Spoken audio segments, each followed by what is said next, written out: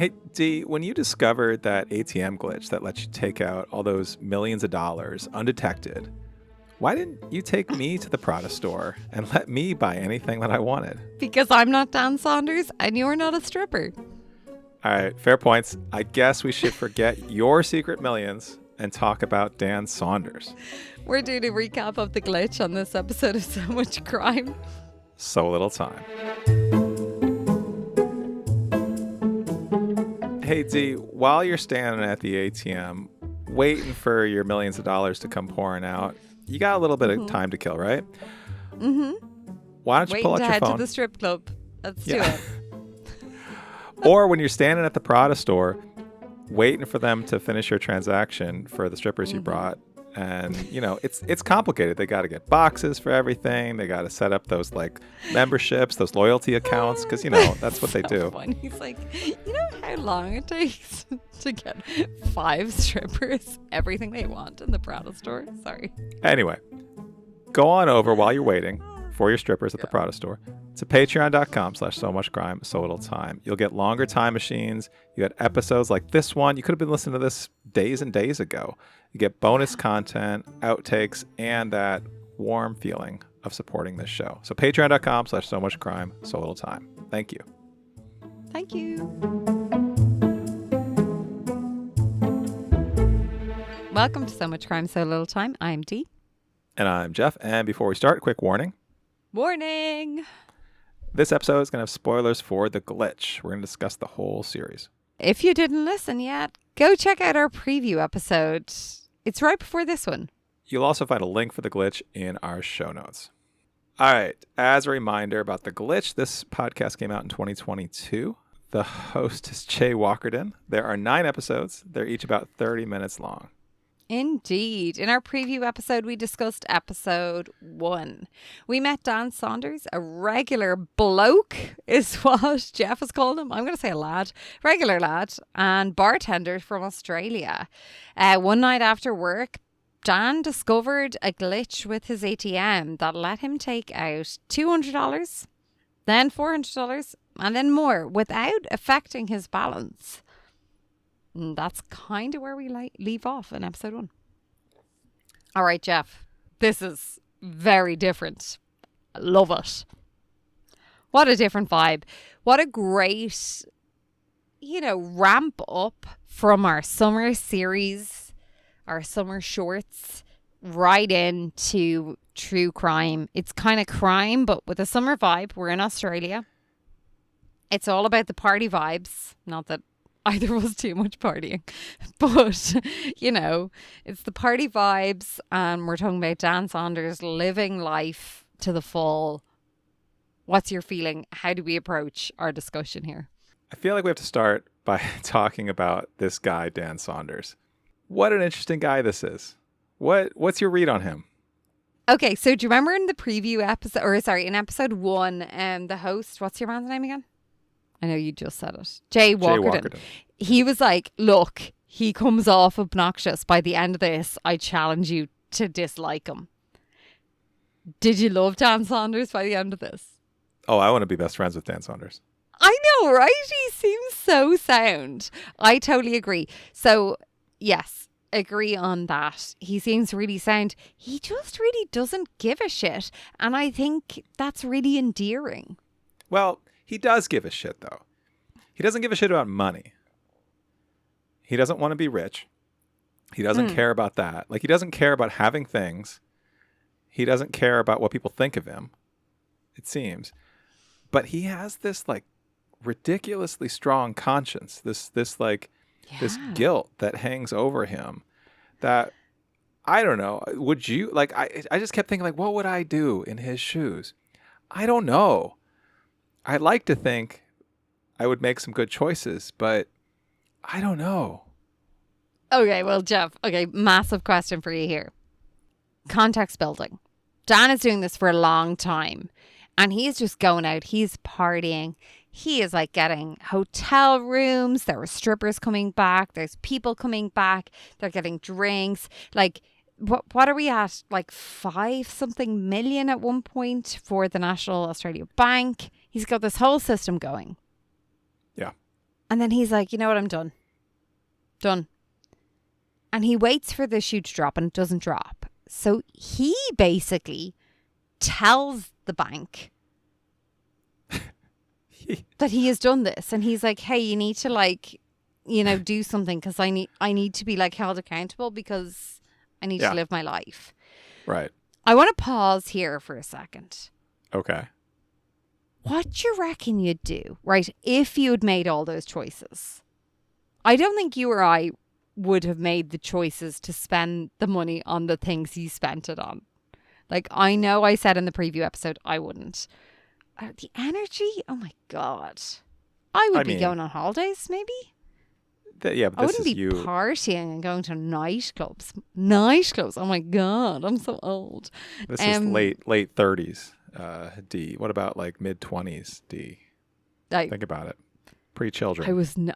I was never cool, Jeff. I was never cool. I say that like I was. Yeah, you were a parent in your mid-20s. There was never a time when this was my vibe. Never. My vibe would have been maybe a nice hotel. It might have been really nice drinks. It might have been a nice spa weekend. Absolutely. Yes, my vibe. Which he did. He did those things. Once or twice, but the majority of nights he's spending is in a hotel room. Even he was grossed out by a couple of women coming on to him and being like, I'll give you X, Y, and Z because I know you're going to end up in prison. Like, the whole thing was just so, I don't know. I think one of the things I loved about Dan and one of the things I loved about this podcast was this was such an unusual glimpse, like this hyper-focused version of what happens when just a regular person leading a regular life gets like absurdly wealthy for a very concentrated period of time. Like, that's such an unusual story. And, you know, you hear these stories about like people who like win the lottery and their life just goes terribly, right? Like, they don't know how to be rich and they blow it all. They you know, it all goes horribly in terms of like their family and their friends. And this is a case where he was living each day basically like it was the last. Like, this was gonna stop. So each day, like, this was like the most like existentialist story in a way. Mm-hmm. But existentialist with like this weight hanging over it because he was always like just waiting to get arrested. It was so fascinating. I don't know. This was a fascinating story. It really was. And I don't know. I suppose from episode 1, I never anticipated that he would be the one who was like chasing the punishment. And he was. He was really chasing chased it. Yeah. He was really like, all right, lads. All right, lads. Like, where are you? Like, I need you here. I need you here to be like telling me what I've done wrong and give me my punishment so I can move on with my life. And I think they alluded to it at the end of the podcast. How many people have just gotten away with this? Well, and like, would you? And I suppose maybe it's not an answer that you can give, you know, right now when we're both speaking. But it would be interesting for our listeners to know, like, you know, anonymously, maybe something we put up on our Instagram, but like, how many of you would, say, take money from an ATM? Say if you're withdrawing money from your ATM and you say, I want to withdraw 100 and 200 comes out and you check your balance and only 100 has come out. How many are you still taking the 200? Or how many of you are saying, hello, bank, I took, you know, an extra 100 came out? So I posed versions of this question to many people over the last couple of weeks since we started listening to this, because the question ranging from, okay, you have a couple $1 million that falls in your lap. What's the first dumb thing you spend it on? To like, okay, this guy basically turned himself in. Would you do that? And to that latter question, kind of the question that you're talking about, the response I got was, what his friends told him, the bank's just going to write this off. You don't feel sorry for the bank. The bank, no, you're not hurting anyone with this crime. No one gets hurt. Do you reckon Dan's chasing here is because he was not working in the private sector and he doesn't realize that like shit like this happens all the time? We didn't get that though. I don't feel like we heard that from him. I think what we heard, and again, this is maybe, and I do think we should talk about like how much of the story was filtered. But one way in which I wonder how much it was filtered was how naive was Dan really? He came across as pretty naive. Really naive. I will say maybe one of my favorite things that he did was when he had the party for the NAB employees. Yeah. And him and his mate got up and like had the like speech for the NAB employees to thank them for their hard work. Like, that drink was the scene. up. If they make this It's like movie, Wolf which of Wall Street, yeah. they haven't made this movie yet. Yes, I was thinking of Wolf of Wall Street. That's exactly what this is like. Like the balls it takes to do that. Like, I'm going to go to the bank and throw them a party. But also, okay, so he comes across as naive, and there were a couple of glimmers of things that I wanted to ask you about. So the host, Jay, keeps kind of pressing on that point of like, why didn't you buy property? Why didn't you put the money offshore? Why didn't you give it to your friends and have them like do some sort of he was like, they're just going to come for it. But at one point, Dan Saunders said something to the effect of how he has rich friends in Spain. And he was kind of cryptic about that. And it did kind of strike me like, oh, he probably, some of this money is still out there.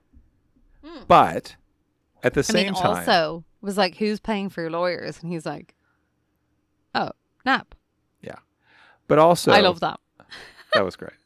But also, I don't know. We heard enough about his prison experience that if you could get away with this, you wouldn't go to prison for a year. Right? Like, no one would choose to do that. And that's where I still do think he was naive in a way, because he really seems like he could have left the country. He could have disappeared. He could have taken a lot of money with him and just been gone and not have to go to prison. And I understand how he kept saying how like he just felt like this, they eventually were going to come from him. And that scene of him with $80,000 in the bathtub at the hotel, just like waiting for them to break down the door. Like what a bizarre scene that is. That's also like feels like a scene from a movie. Do you feel like he's created that? What? You don't feel like that was like a real scene? I don't know. I want to believe him. I honestly believe that this guy is just so wild and out there, and he was living his life like this. Like we heard from his mates that are like, oh, this guy's been wild. Yeah, did that with him. He has not changed a bit. People have come and gone. People have been like, yes, I'll do that. Yes, I'll do that with you. Can I have money for this? Can I have money for that? He doesn't care because it doesn't impact him. Yeah. And I suppose, I don't know, I feel like anyone would know someone who's been impacted by money and like whose personality maybe has changed by money or is very driven by money. I think there's very few people that you probably meet in life who you feel are so not bothered by money. Someone who has no money, who if they got it would be so not bothered by it that if they lose it, they're like, I don't even care. That does seem incredibly rare. Yeah. And he's maybe just that guy. I don't know. I think I just do bits and bobs around Byron Bay. I know you haven't been to Australia. I've been to Byron Bay. It's a bits and bobs kind of spot. I can imagine him, like, even from his voice and the way he acts, like I can imagine him being someone who just bops around surfing and doing bits and bobs around there. Like I don't know, just. Can I ask you, is this a uniquely Australian story? Like, would this happen in America, do you think? Would this happen in Ireland? I don't know if it would happen in Ireland. Doesn't vibe with me with America, but like my experience of America is obviously very limited. Sure. Australia's just, I've listened to a few podcasts where like scam based that are in Australia. Okay. To me, the vibe of not caring about money and being very slow paced and not caring about like stuff and just caring about, the vibes. You've seen Nemo. You know Sure. the turtle in Finding Nemo? I do. Yes. This feels like Dan. Yeah. He's That's the true. turtle. You Well, know that's what why I I mean? He's asked. the turtle in Finding Nemo. It does, and I have not been to Australia, but this does feel Yet. Growth Yes. mindset. Yes. Doesn't this work. does. I use it too much. It's overused, but you know. I've started using it. Oh, sorry. No, it's a. But I mean, it's a good thing. It's a positive. You didn't. Yeah. I anyway. didn't invent it. Is that what you were going to say? I was going to say that. Yeah. I thought the contrast, like he called out at one point when he was talking, I think he was talking about his like hiring a helicopter to go somewhere or something. He was like, how does Jeff Bezos like sleep at night, basically? I thought that was a great point, and I was glad, like that, to me, that kind of summed up his whole outlook on the world of like we hear about these people who have an obscene amount of wealth and live these obscene lives. And I thought it was a great point of like that. No one needs that kind of money. No one needs to live like that. Like No one needs to rent out Venice. yeah, Seriously. for your second wedding. Yeah, no one needs that. And When your first wife is a philanthropist. interesting. Yeah. Look how Yeah, we're well- using these words today, everyone. I mean, Dan Saunders seems like a guy who, like, yeah, we heard story after story after story, and this is where I do feel like there's a sincerity to it. He gave away so much of this money. He just kept finding different ways to give it away. And, I mean, it was a pretty wide Well, range he of didn't seem things, to too. want it for himself. No. He wanted other people to have a good time. But there were also stories, more like meaningful stories. Like there was the woman who wanted to go to school, I forget where, like somewhere abroad, and basically paid for her to do that. And The couple I who don't know, wanted like- to go to Hawaii? I think so. Yeah, and like in the you didn't listen to the bonus episode, the cringe, or No. it wasn't a bonus, the cringe stories one. No, I honestly, yeah, just to put that out there, the idea of cringe, can't do it. I think I listened to 5 or 6 minutes of it and I was like, fuck this, Jeff can listen and he can fill me in. I just can't.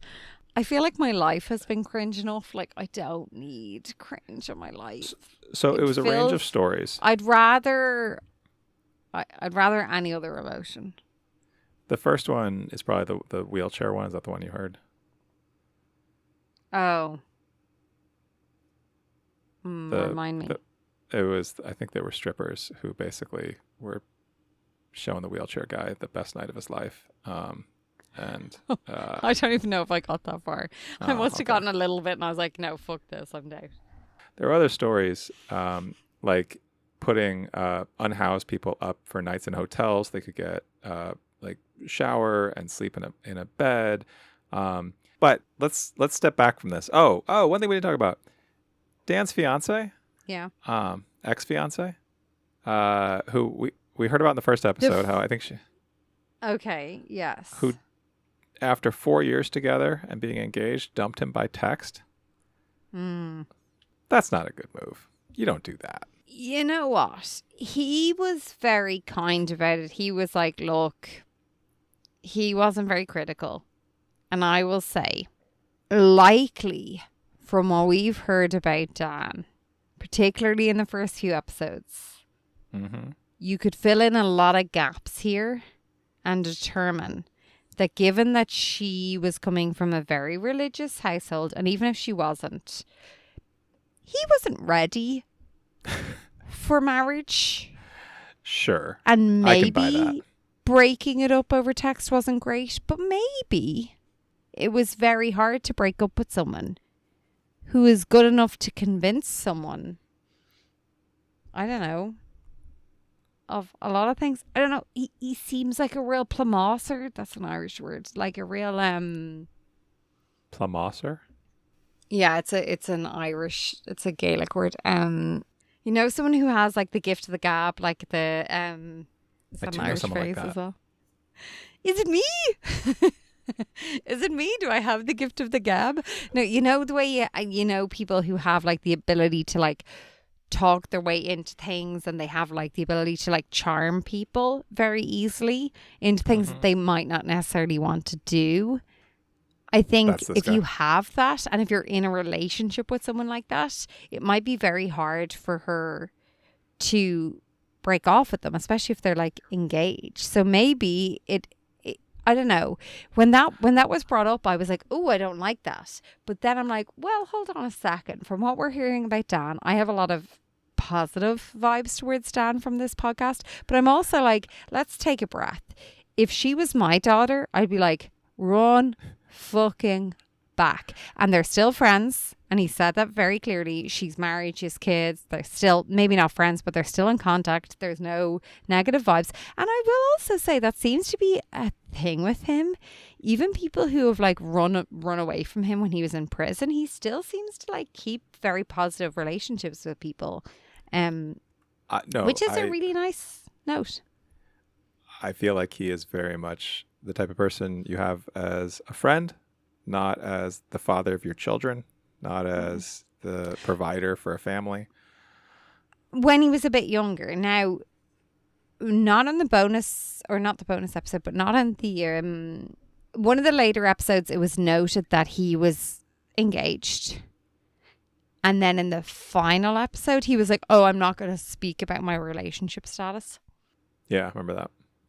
And I'm like, oh, but he's very happy. And I'm like, is he married? I don't know. Like, he was talking about maybe wanting kids one day. Like, I don't know. We don't really know. Like, that's, yeah. where No, he you're is right. with that. So, You're like, right. yeah, like he's in his 40s now. To be fair, he seems extremely level-headed. He's got his head screwed on. What he seems to want is a good life. He seems to have his morals intact. Even when Sure. women were putting it up to him when he had all the money in the world, he didn't seem overly bothered by it, which, you know, is also something that has to be, is like a positive, obviously, if you're looking for a partner in life. Like, he's not just out to get whatever he wants in terms of money, in terms of women and whatever. Yeah, in a way, this was like the least salacious story heavily involving strippers that I think we could have He's heard. like, oh no, I was just bringing them to Prada. And he was like, oh, were you sleeping with them all? And he's like, no, I just want them to have the opportunity to like shop in Prada if they wanted to. And you're like, okay. Like, if you read that on a headline, you would assume like, he's like, well, you can only get this bag if like you give me X, Y, and Z. But like, he's like, oh no, I just wanted them to have the opportunity. But my God, do you know how long it takes to buy 5 strippers what they want at Prada? Like, even when they pick it out, it takes so long. It's like the admin in Prada. It's not really selling Prada as the most efficient experience. No wonder there's always queues. It does Not kind that of I make ever sense now. want to go in. Like, I'm like, not my It's vibe. full of Dan Saunders and a bunch of strippers. Yeah, exactly. Makes so much sense now. One last question that I have for you on this. If you were Dan, so we talked about several aspects of if you were Dan, what would you do? But when would you have gotten a lawyer?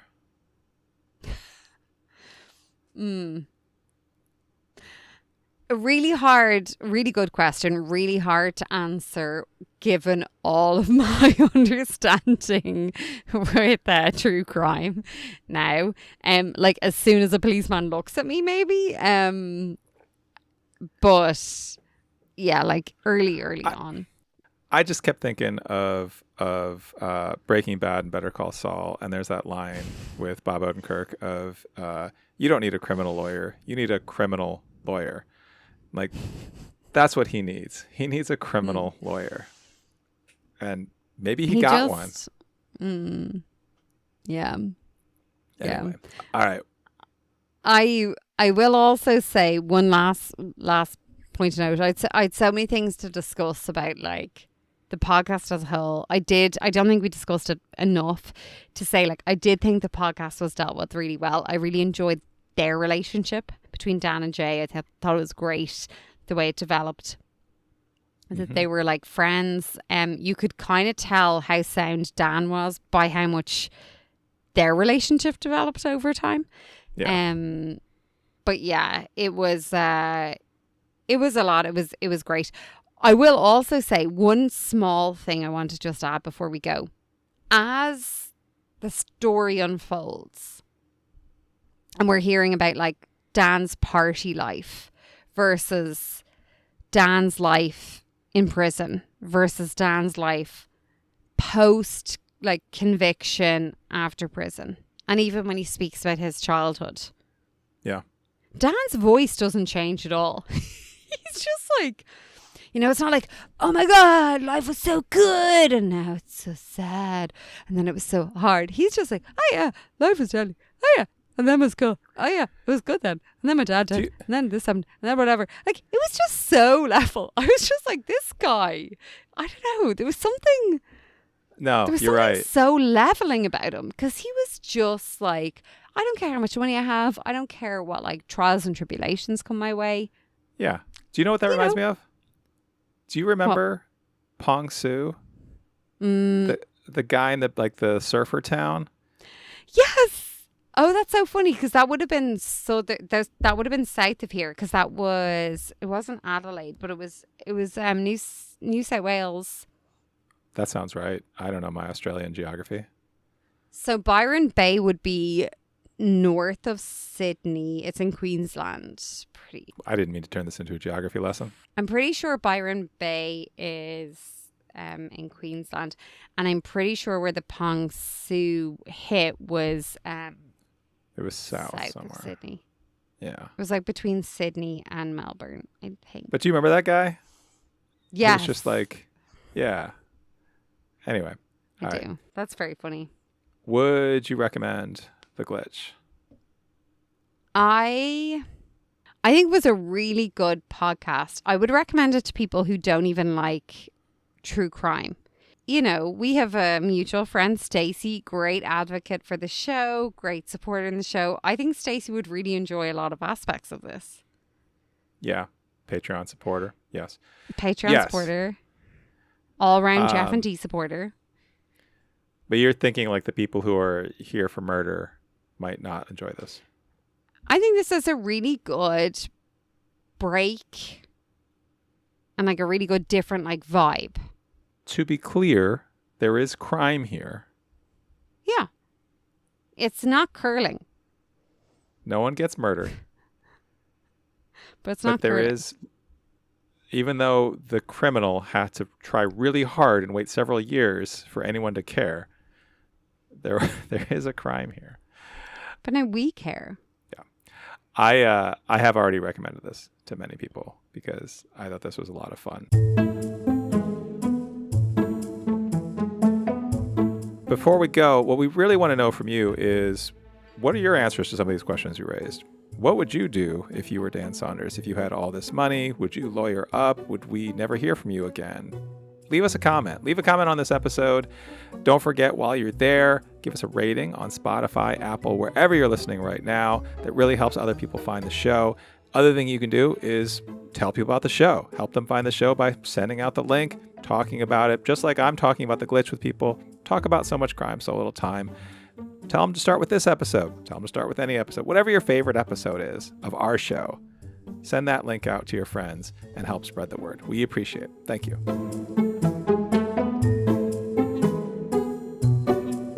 All right, Jeff. We've started back slow. We're digging deep.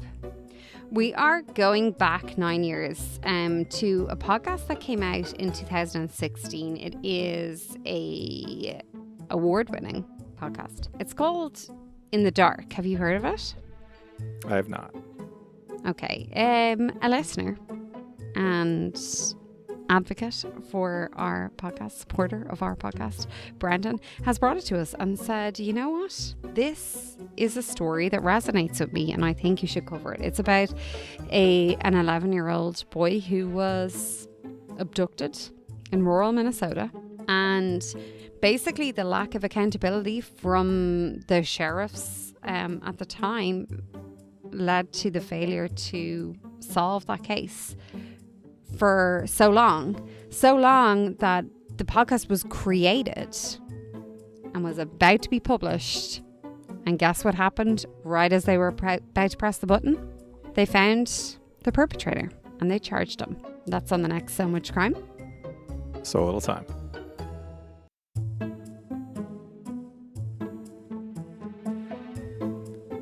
So Much Crime, So Little Time is a production of Mind Glove Media. The executive producer is Paxton Caloriso. Our associate producer is Blythe Ty. Our theme music was composed by Vyacheslav Starostin. If you haven't done it yet, please subscribe to this show on your podcast app. And don't forget to give us a 5-star rating and a review. Even better, tell your friends. To join the discussion, look for us on social media. Check out the show notes for all the links. Thanks for listening.